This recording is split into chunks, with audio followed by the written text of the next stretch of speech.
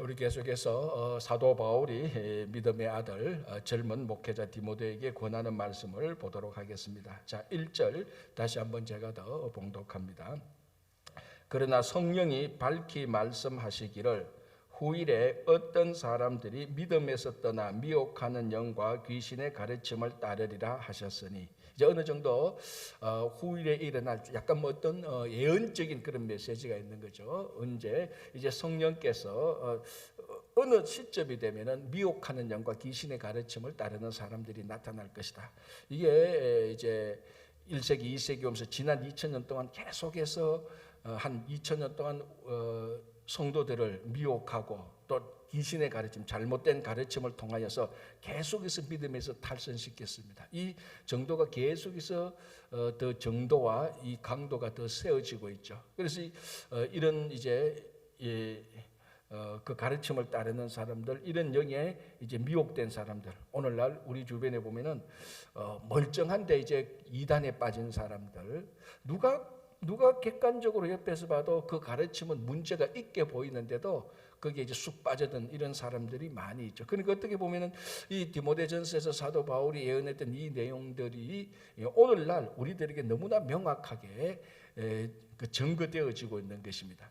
자, 여기서 보면 믿음에서 떠나 미혹하는 영. 자, 왜 빠지는가 하면 그 빠져든 사람의 그 사람의 마음과 눈에는요, 그게 굉장히 진리처럼 보였던 겁니다. 자, 여기서 미혹이라는 말은 그럴듯하다는 말입니다. 그러니까 제가 늘 말하지만 우리가 이단 또는 이단을 다른 말로 사이비라고 말하지만, 사이비가 유사하다, 아주 유사하다.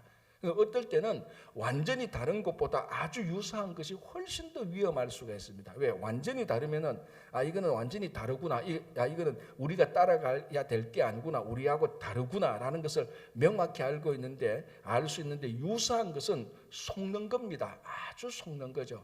그래서 사탄이 그 광명한 천사처럼 나타난다고 이렇게 말을 했습니다. 그러니까 우리가 지금 혹시나 우리도 모르는 사이에 미혹되어 있는지 다시 한번 살펴볼 수 있는 분별력을 늘 기도해야 되는 것입니다. 그러니까 우리가 이 분별력, 성도는 이 분별을 위하여서 늘 기도해야 되고, 이 분별력에 의해서 이게 내가 미혹되는구나. 여러분, 이 사탄이 뭐 입에 피 흘리고 뭐 머리에 뿔 들고 칼 들고 무시무시하게 덤벼들면 우리 다 압니다. 이거 악령이구나, 이거 악한 거구나, 다 알죠. 아무도 미혹되지 않습니다. 그런 모습에 그렇게 나타나는 것에 대해서는 미혹되지 않죠.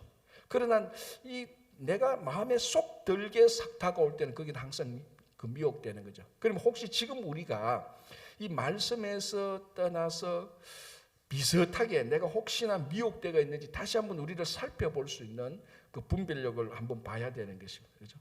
자, 다음에 귀신의 가르침을 따르라. 이 뭐 쉽게 말하면 잘못된 가르침, 이 잘못된 가르침이고, 이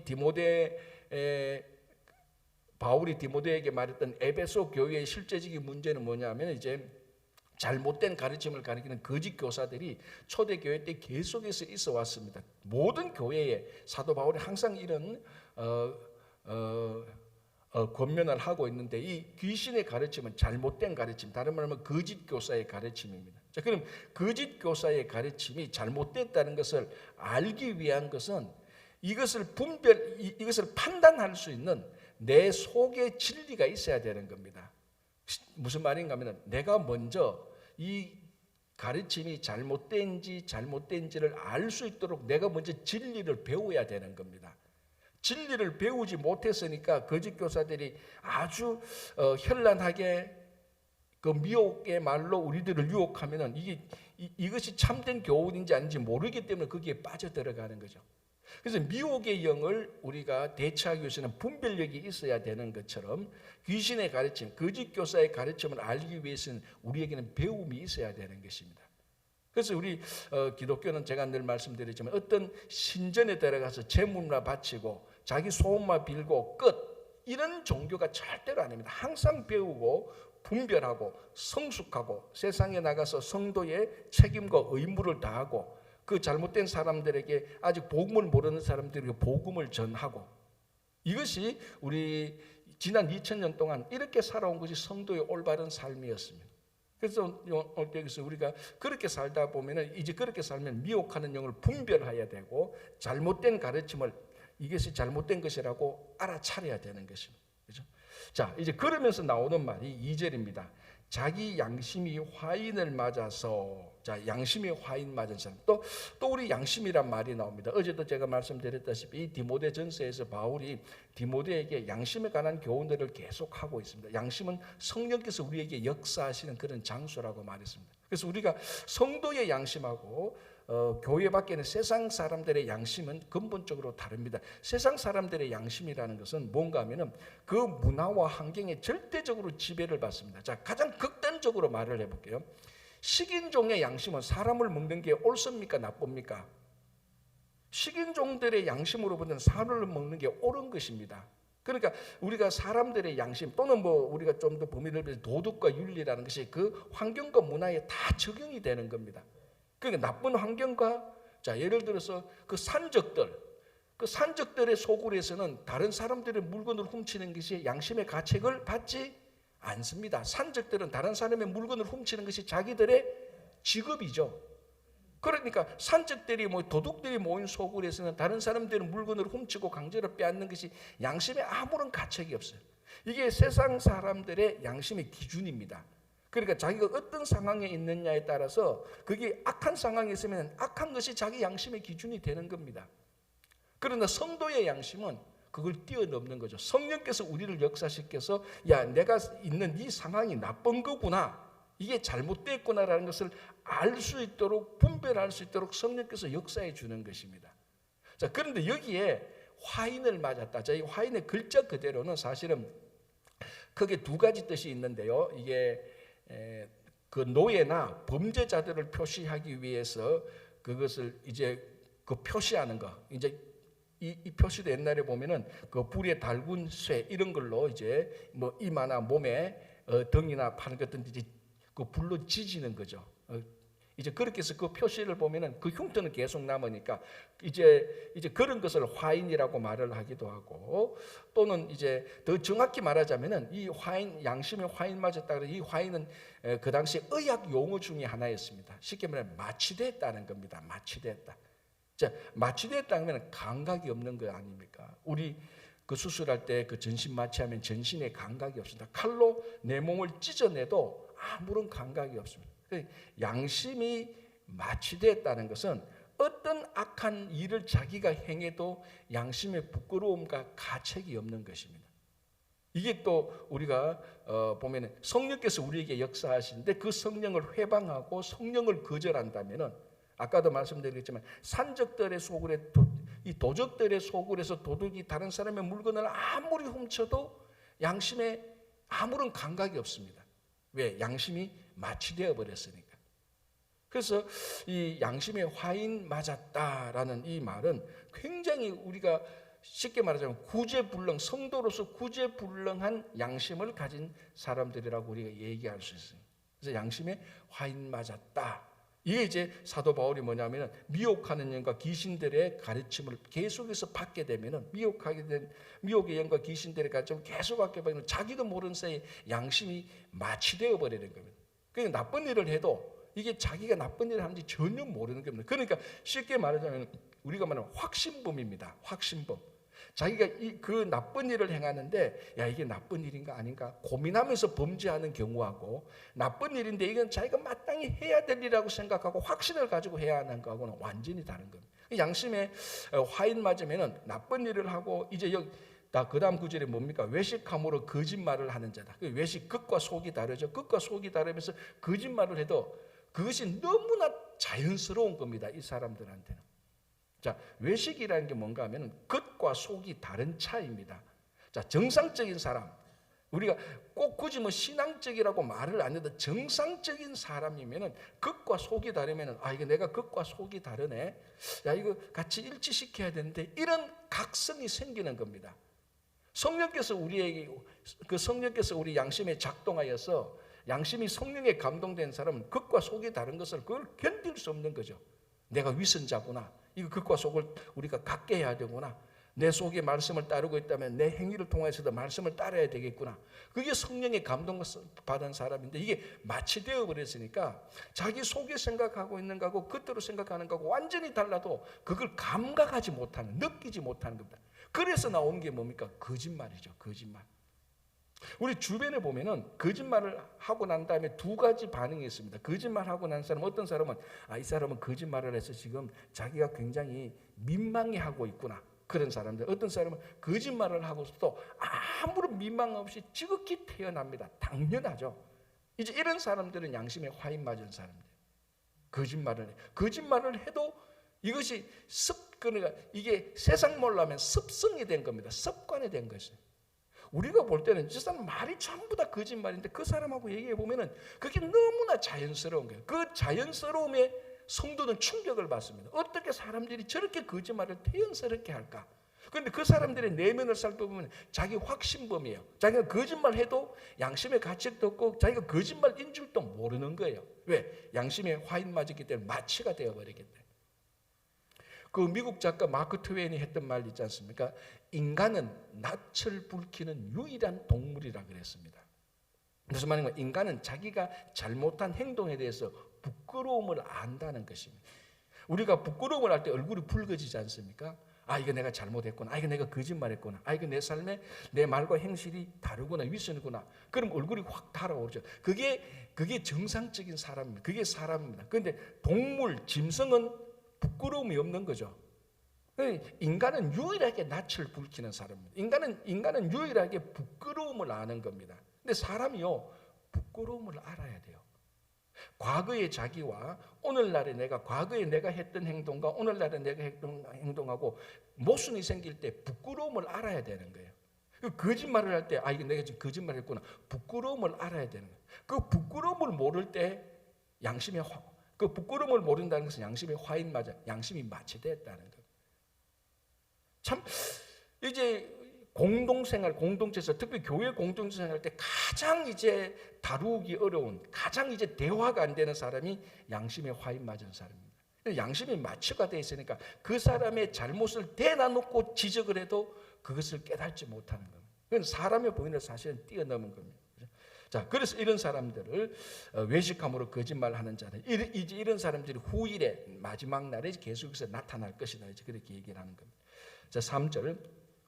혼인을 금하고 어떤 음식물은 먹지 말라고 할 터이나. 자, 이런 것들이 에베소 교회 초기 교회 때 이런 사람들이 있었습니다. 혼인을 금했다. 자, 두 가지 종류입니다. 첫 번째 혼인을 금했던 이유는요, 잘못된 종말론자들입니다. 왜냐하면은 이제 요거는 사도 바울의 사역 초기 때 있었던 사람들인데, 어떤 사람인가 하면 곧 예수님이 오는데 우리가 결혼하면 뭐 하냐? 예수님께서 한 5년, 10년 내에 오는데 굳이 5년 내지 10년 내에 오실 예수님을 우리가 영접하면 되는데 그걸 굳이 결혼을 해야 돼? 이제 그렇게 잘못된 종말을 알고 있었던 사람이 혼인을 폐했던 사람들이 있고, 혼인 뭐 할 필요 없다, 결혼할 필요 없다, 그렇게 했던 사람들이 있고요. 또 하나는 이제 이게 제가 늘 얘기하지만 영지주의자들. 그러니까 영지주의자들의 이 목적은 육신, 육체, 일상적인 삶, 그것을 중요하게 여기지 않았습니다. 그냥 오로지 우리가 말하는 영적인 것만, 일상적인 삶은 어떻게 되든지 간에 상관없이 오직 영적인 것만 순수하면 된다. 이런 사람들에게 있어서 혼인은 별로 의미가 없는 겁니다. 이제 그렇게 해서 잘못된 종말론자들이나 잘못된 영지주의자들이 혼인은 의미가 없다라고 말을 했는데, 자, 여러분, 이 혼인은 하나님께서 친히 이 혼인을 통해서 이 혼인을 통해서 가정이 생기는 건데, 이 가정은 하나님께서 친히 세우신 인간의 제도이고 모든 공동체의 가장 기본이고, 하나님께서 첫 번째 주례자가 아닙니까? 아담과 하와를 결혼시켜서 가정을 이루었으니까. 이 가정이라는 것은 교회만큼 신성한 겁니다. 어제도 제가 말씀드렸지만 가정과 교회는요, 그 돌보는 원리가 거의 똑같습니다. 그러니까 가정을 돌보듯이요, 교회를 돌보면 돼요. 교회를 돌보듯이 가정을 돌보면 되는 겁니다. 이 가정은 교회만큼 신성한 거예요. 그런데 이 잘못된 종말론자들이나 잘못된 영지주의자들은 이 가정을 이루는 혼인이 의미가 없다라고 부정을 했던 사람들이 있고요. 자, 또 하나는 음식물을 어떤 음식물은 먹지 말라. 이것도 두 종류입니다. 첫 번째는 이제 우리 구약에 나타난 철저한 유대주의자들, 레위기에 나타난 음식 규례들이 있지 않습니까? 뭐 비닐이 있는 것과 뭐 두 다리 것과 뭐 기어 다니는 것, 뭐 이런 돼지 이런 것들을 먹지 말고 지느러미 없는 거 먹지 말고 이런 그 레위기에 나는 그 규례들을 철저하게 지키면서 이런 음식물을 먹어서는 안 돼라고 말하는 이제 철두철미하게 문자주의적으로 그 구약을 섬기는 잘못된 유대주의자들, 이런 사람들, 그리고 또 한 사람들은 이제 아까도 말씀드렸죠, 영지주의자들, 이런 데는 음식 먹는 거 이런 것에 대해서 이 음식은 육신을 위하여 있는 것이니까 왜냐하면 영지주의자는 육신들을 부정하니까 이 육신 자체가 나쁜 것이라고 생각하니까 나쁜 육신을 채워준 음식물도 그렇게 긍정적으로 안 보는 겁니다. 그러니까 이런 사람들이 어떤 또 경향이 있는가 하면 금욕주의적인 경향이 있습니다. 금욕.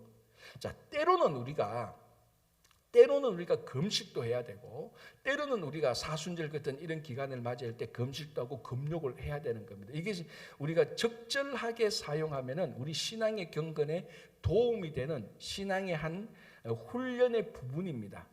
그러나 이 금욕과 어떤 금욕적인 것이, 그러니까 여기서 말하는 금욕적인 것은 우리가 하나님께 온전히 매달리기 위하여서, 우리가 하나님만 바라보기 위하여서 금욕하는 거하고, 육신은 나빠, 혼인 이런 것들은 나빠, 그러니까 금욕하는 거하고요, 이거는 이유가 원인이 다르기 때문에 완전히 다른 금욕입니다. 자, 우리가 금욕하는 거예요. 우리가 금식하는 이유는 하나님에게 초점을 맞추기 위해서 우리 육신적인 필요를 늦추고 우리 육신적인 필요를 뒤로하고 하나님에게만 초점을 맞추기 위해서 때로는 금식도 하고 금욕을 하는 겁니다. 그런데 여기에 지금 3절에 말하는 이 금욕주의자들은 그게 아니고 육체 이런 건 나쁜 거야. 일상적인 삶은 나쁜 거야. 그거 우리가 다 떠나와야 돼. 이렇게 금욕하는 사람들하고는 완전히 다른 거죠. 그러니까 이 3절에서 말하는 것은 육체, 일상 이런 것들은 나쁜 거야 라고 생각하면서 혼인도 금하고 어떤 음식물은 먹지 말라고 했던 것은 이런 사람들. 잘못된 교사의 가르침이죠. 그래서 바울이 그것을 지금 지적하고 있다. 바울아, 어떤 사람은 혼인도 바울이 디모데에게 어떤 사람은 혼인도 금하고 어떤 사람은 음식물도 금한, 어떤 사람 혼인도 금지하고 어떤 사람은 일부 음식물도 먹어서는 안 된다. 막 그 음식물에 대해 부정한 사람들이 있는데 그걸 잘 가르치라. 자, 그 가르침이 뭔가 하면 3절 중간에 나오죠. 하나님이 지으신 바니, 음식물은 하나님이 지으신 바니 믿는 자들과 진리를 아는 자들이 감사함으로 받을 것이니라. 자, 4절, 하나님께서 지으신 모든 것이 선함에 감사함으로 받으면 버릴 것이 없나니. 자, 이지 디모데전서 4장 4절에서 우리가 뭘 알 수 있는가 하면 레위기에서 정해놓은 음식 규례들, 지느러미는 어떻고 네 다리는 어떻고 기는 것은 어떻고 이런 곤충은 먹어서는 안 되고 저런 것을 먹어야 되고 했던 그런 것들을 사도 바울이 디모데에게 뭐라 합니까? 모든 음식은 근본적으로 선하다. 왜 선하죠? 하나님께서 만드신 거니까. 이 선한 것을 감사함으로 먹으라는 겁니다. 이게 중요한 겁니다. 감사함으로. 자, 가장 쉽게 말해서 자, 돼지고기 우리 그 뭡니까? 그 율법에서는 그 못 먹도록 되어 있지 않습니까? 레위기에서. 자, 이 돼지고기 율법에서 못 먹는 것을 감사함으로 먹으면 아무 문제 없는 겁니다. 뭐 위생적으로 봐도 건강적으로 봐도 아무 문제 없죠. 우리 뭐 돼지고기면 늘 먹는 거 아닙니까, 그죠?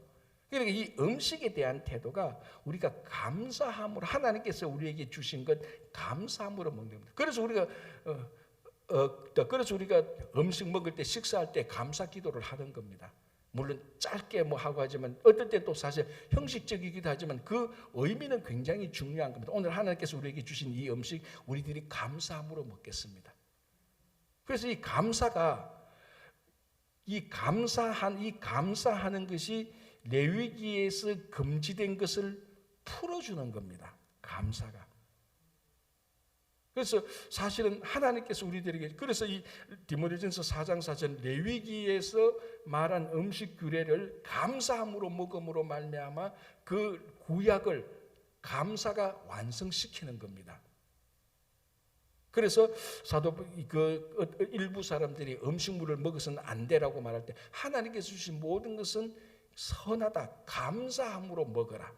그러면 버릴 것이 없다라고 얘기합니다. 물론 우리가 또 음식물에 대해서는 여러 가지 규례가 있죠. 뭐 건강상, 위생상 이런 문제가 여러 가지 있지만 그거를 말하는 것은 아니고 기본적으로 하나님께서 주신 것에 대한 성도의 태도, 감사함으로. 이 감사가 그러니까 여러분이 우리가 이렇게 말할 수 있습니다. 레위기에서 말한 이 부정적인 것들이 감사가 그 부정적인 것을 정결하게 만들어 버리는 것입니다. 이거 감사가 얼마나 중요한지 우리 삶 속에 그죠? 기본적으로 우리 성도의 삶은 감사가 있어야 되는 거예요.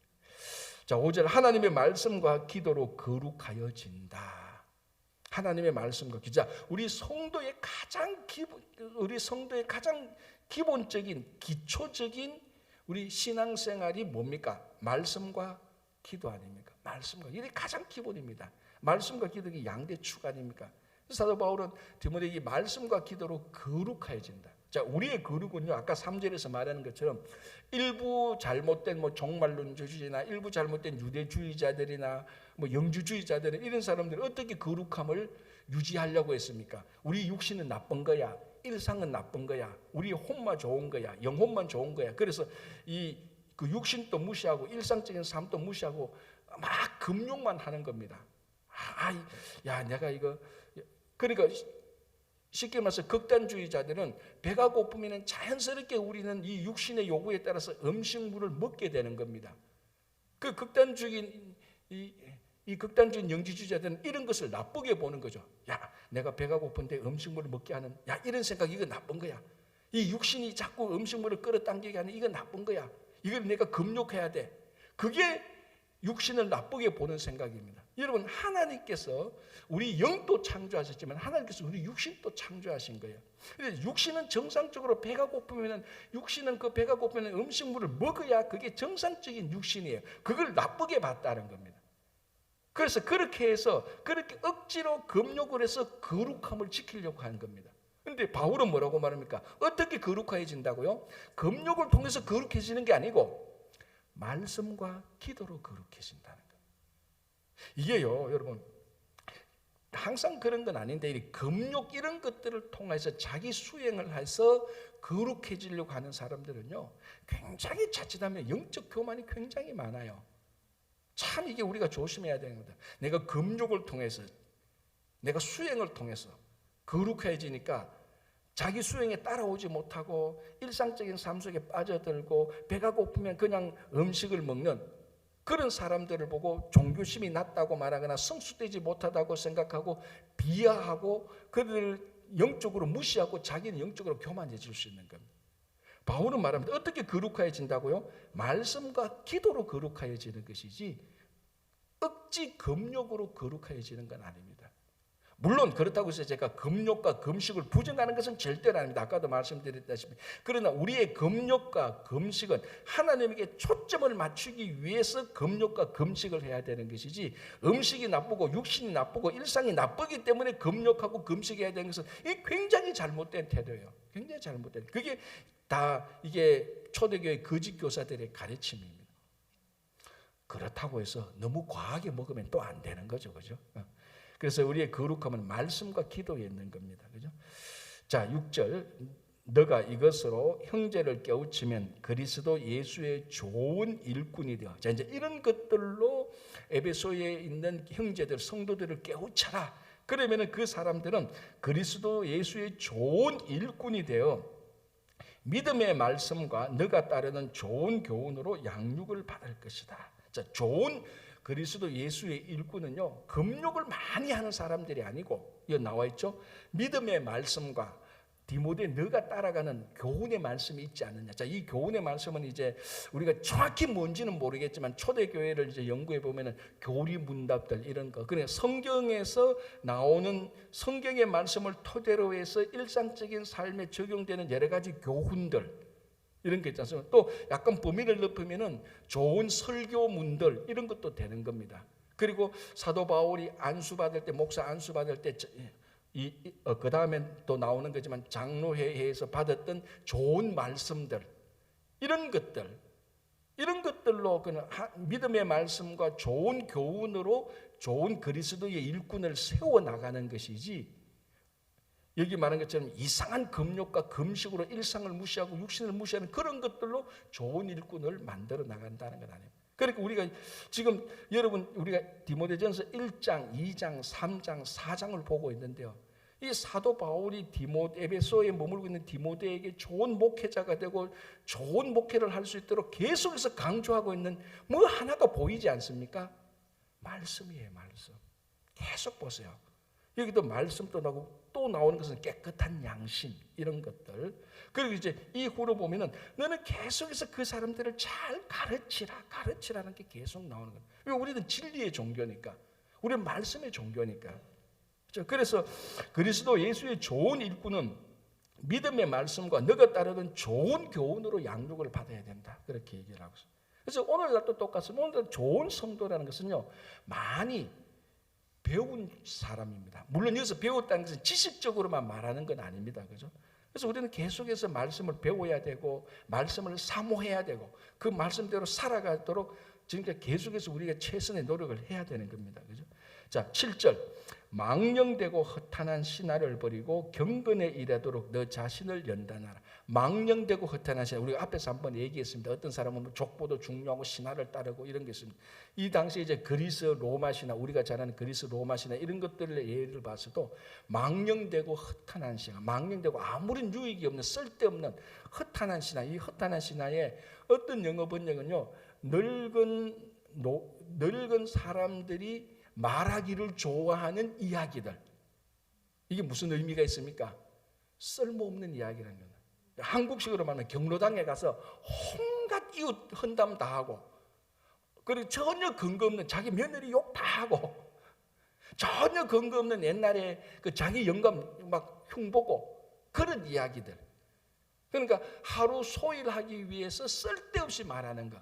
전혀 말씀의 진리와 믿음의 교훈이 전혀 없는 얘기들, 그런 것들을 버리라는 겁니다. 원래 허탄한 말이 그런 의미가 있는 거예요. 그런 신화들, 그러니까 망령되고 아무 유익도 없는 허탄한, 그러니까 내용도 없고 근거도 없는 사실도 않은 그런 신화적인 것을 버리고 대신 뭐라고 하니까 경건에 이르도록 너 자신을 연단하라, 훈련하라. 자, 이게 우리가 운동선수들이 훈련하는 것처럼, 운동선수들이 훈련을 하는 거 보면 여러분 알지 않습니까? 똑같은 행동을 계속해서 매일매일 반복합니다. 자, 달리기 선수는 매일매일 달립니다. 똑같은 것을 달리면서 자기 달리는 그 자세나 폼을 계속해서 올바르게 고치죠. 내가 달릴 때 발을 이렇게 달리면 안 되겠구나, 발을 이렇게 달려야 되겠구나, 자기 잘못을 계속해서 고치면서 올바른 태도는 계속해서 반복합니다. 그게 훈련의 목적이죠. 그렇게 해서 강하게 되는 겁니다. 무슨 말씀인가요? 여러분, 훈련에 있어서는 반복이 없으면 절대로 훈련이 안 됩니다. 그래서 우리가 계속해서 말씀을 읽고, 계속해서 기도를 하고, 계속해서 복음을 전하고, 우리가 계속해서 배우고, 계속해서 가르치고, 계속해서 예배를 드리고, 이 지속성, 반복성이 있습니다. 자, 16절을 한번 보시기 바랍니다. 너가 너 자신과 가르침을 살펴 이 일을 어떻게 하라고요? 계속하라. 이 일을 계속하라. 그러니까 이 계속하는 것, 여기에 무슨 의미가 있는가 하면 신실함이 또 들어가 있는 겁니다. 충실함이 또 들어가 있는 겁니다.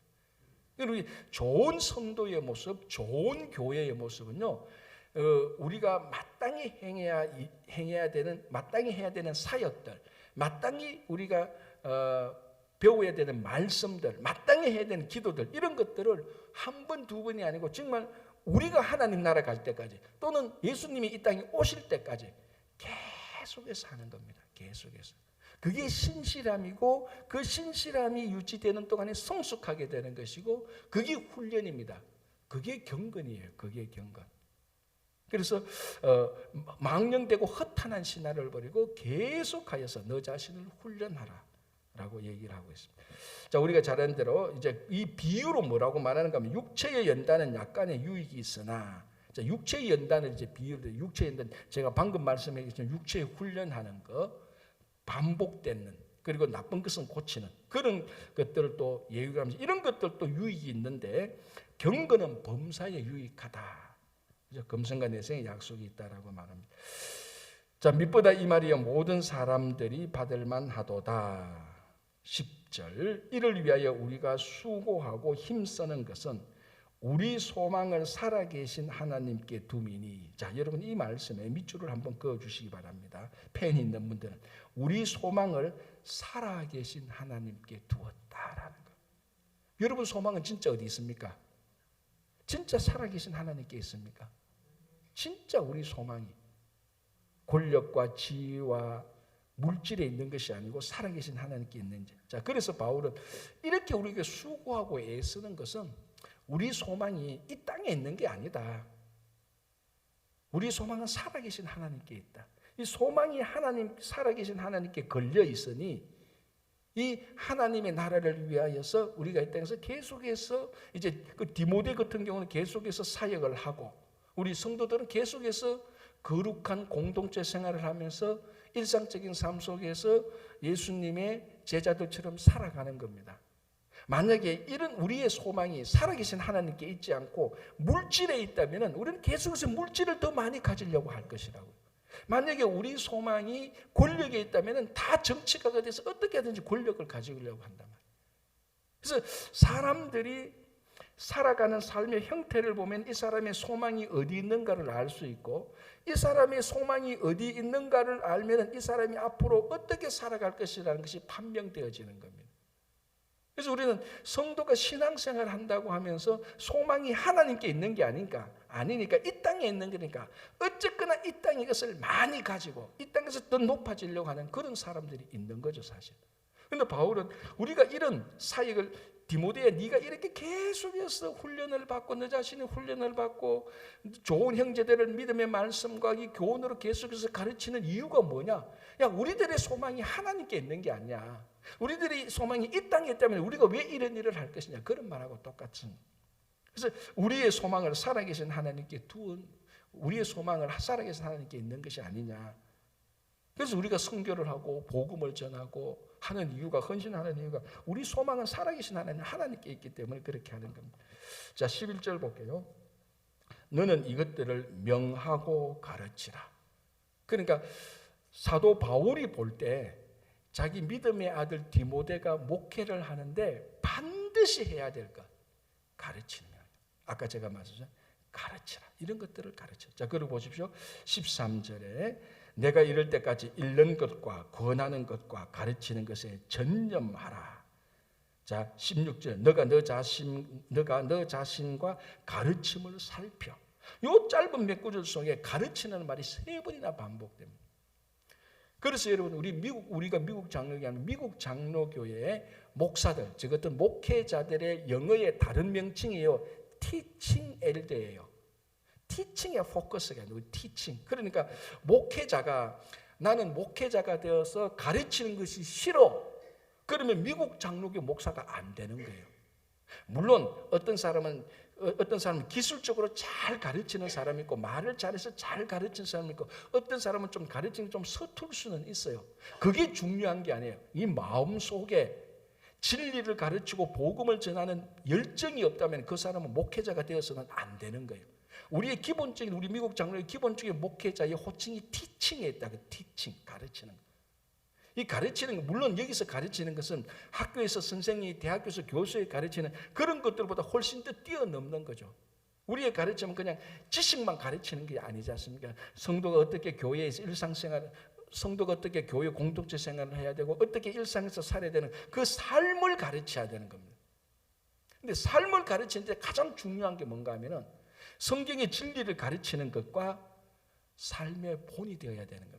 이게 그러니까 가르침의 어려운 거죠. 많은 사람들이 여기서 말하는 가르침은 그걸 내가 잘 이해한 것을 사람들이 알아듣도록 잘 가르치면 되지 않느냐. 물론 이건 가르침의 가장 기본이에요. 이거 반드시 있어야 돼요. 그러나 이것만이 아니에요.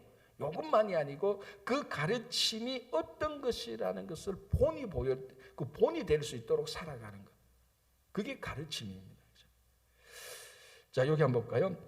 그래서 이 말이 나오게 된 배경이 있는 겁니다. 11절 그 배경이 12절이죠.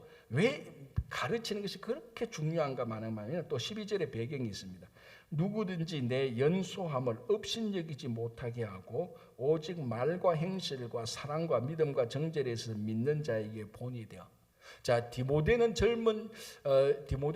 바울의 아들로서 아직까지 나이가 젊습니다. 그 에베소에 가면 우리가 사도행전을 통해서 에베소에 많은 장로들이 있었습니다. 디모데가 사역을 하기에 나이적으로 보니까 연로한 사람들이 있었어요. 그런데 동서고금을 마련하고 문화의 차이는 있지만요, 연로한 사람들이 연소한 젊은 사람들에게 좀 뭐라 그러는가 업신여기는 경향이 있죠. 왜냐하면 네가 뭐 인생을 알아, 네가 뭐 살면 얼마나 살았어, 네가 배웠으면 얼마나 배웠겠어, 그런 경향들이 있습니다. 다 그런 건 아니고. 바울이 디모데에게 권면하는 것은 그 성도들이 너의 연소함, 너의 젊음을 무시하지 못하게 하라라는 거예요. 자, 그런데 그러면서 바울이 말하는 것은 이런 믿음과 행실과 사랑과 정죄에서 그들에게 본이 되라는 겁니다. 다른 말로 하면요, 디모데, 너가 나이는 어리지만 너가 그 사람들에게 본이 되어 너의 성숙함을 보여라라는 겁니다. 여러분, 나이가 어리다고 해서 미성숙한 건 아니고 나이가 많다고 해서 다 성숙한 건 아닙니다. 여기서 문제는 나이의 문제가 아니고 성숙함의 문제예요. 가끔 우리 보면 그렇습니까? 20대, 30대인데요, 굉장히 성숙한 사람이 있어요. 근데 70대, 80대인데도요, 신앙적으로 교회 공동체 생활을 보면요, 형편없는 사람들이 있다고요. 물론 나이하고 연관이 없는 것은 아니지만 대체적으로 그래도 인생에 연륜이 있으면 성숙해지는 건 분명한 사실입니다. 그러나 항상 그런 건 아니죠. 그래서 이 바울이 디모데에게 말하는, 디모데 너는 목회자니까 너 나이가 연수함에 따라서 다른 사람들이 내 나이가 뭐 별로 안 되는 그런 이야기를 듣지 않도록 너가 본이 되어서 너의 성숙함을 보여라는 거예요. 우리가 뭔가 주변에서 성숙함을 보면요, 함부로 하지 못하는 거죠. 근데 성숙함을 보고도 함부로 하는 사람은 양심에 화인 맞은 사람이에요. 그래서 사도 바울이 믿는 자에게 본이 되어라. 그게 너의 성숙함을 드러내게 될 때 그 성숙함과 그 본으로 목회를 하라는 거예요. 자, 이게 목회자에게만 해당되는 겁니까? 목회자만 이렇게 해야 되는 게 아니잖아요. 우리 다 그렇게 살아야 돼요. 저도 가끔 그래도 미국은 좀 덜 그래요. 요즘 한국도 좀 덜 그랬지만 제일 이제 꼴불견 중에 하나가 나이 가지고 서열 정리하는 사람들. 어느 단체에 가면 나이 가지고 다 모든 거 나이 가지고 다 정리 다 시켜버려요. 그분의 성숙함도 상관없이. 그거는 참 안 좋은 공동체의 모습. 만약에 정말로 우리가 서열을 정한다면 성숙함으로 서열을 정해야 돼요. 만약에 서열을 정한다고 한다면 신앙의 본이 되는 것으로 서열을 정해야 돼요. 그래야 그게 공동체 질서예요. 그래서 바울이 디모데에게 12절 끝부분에 믿는 자에게 본이 되어라. 너의 성숙함이 있어라 라고 얘기하는 겁니다. 13절부터는 몇 구절 가면 내일 우리가 다시 한번 더 이 말씀을 보면서 우리 같이 이 말씀을 보도록 하겠습니다. 다시 한번 마지막으로 여러분, 언제 어디서 무엇을 하든지 여러분들의 성숙함이 세상에서 많이 나타나기를 바랍니다. 기도하겠습니다. 하나님 감사합니다. 우리가 디모데전서를 보면서 어떻게 교회 안에서나 교회 바깥에서 우리가 신앙생활을 해야 되는지 교훈을 듣고 있습니다. 단순히 듣는 것에 머물지 않고 그치지 않고 우리가 하나하나씩 행할 수 있도록 주님께서 도와주시고, 아버지, 우리 삶의 어느 부분이라도 양심에 화인 맞은 것이 있다면 지금 즉각 우리를 깨우쳐 주셔서 모든 양심이 성령의 인도함을 받을 수 있도록 도와주시옵소서. 주님, 다음 주일 우리 아마존 선교를 가게 됩니다. 첫걸음입니다. 성령께서 인도하여 주시고, 또 아버지 하나님, 아마존에 가시는 분들이나 또 이곳에 남아서 기도하는 분들이 한마음 한뜻이 되어서 하나님께서 우리 친구교회에 맡겨주신 또 선교의 사역지를 잘 감당하고 사역할 수 있도록 도와주시옵소서. 또 7월 달부터 시작되는 선모스쿨 위에도 함께해 주시고, 우리 친구교회가 이 지역 사회를 봉사하기 위하여서 우리 어린 자녀들을 잘 가르칠 수 있도록 아버지 하나님, 우리 선모스쿨을 통하여서도 정말 교회가 마땅히 해야 될 사역을 감당할 수 있도록 수고하고 준비하는 모든 손길들 위에도 주님께서 꼭 함께하여 주시옵소서. 오늘 하루의 삶을 주님의 손에 의탁하오며 예수님 이름으로 기도합니다. 아멘. 자유롭게 기도하시고 돌아가시기 바랍니다.